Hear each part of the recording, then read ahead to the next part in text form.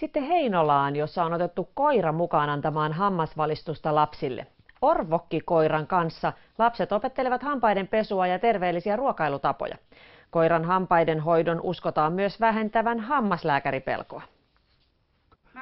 Bostonin terrieri Orvokki on 4-vuotiaan tohtori Nuutin hoidettavana. Lapsi pääsee kokeilemaan sitä hammaslääkärin työtä, pääsee itse siihen maskin taakse ja Orvokin hampaita pestään ja tarkastetaan. Hammaslääkäristä tulee semmoinen inhimillinen, hammashoitajasta tulee inhimillinen, eli ne ei ole sitten semmoisia kummituksia, rosvoihin verrattavia, maskin taakse piiloutuvia otuksia. Nyt on Orvokki hampaat pesty. Minkälainen oli hoidon laatu?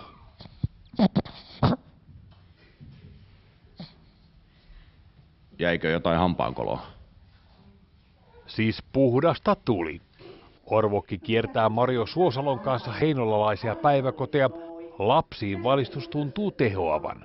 Ainoa semmoinen lainausmerkeissä negatiivinen palaute on tullut siitä, että illalla oli isän hammasharjalla pesty Saksan paimenkoiran hampaat, että Orvokki sanana on jo tämmöinen käsite, että muistatko sen Orvokin jutun? Ai niin, ja sitten taas pestään niitä omia hampaita.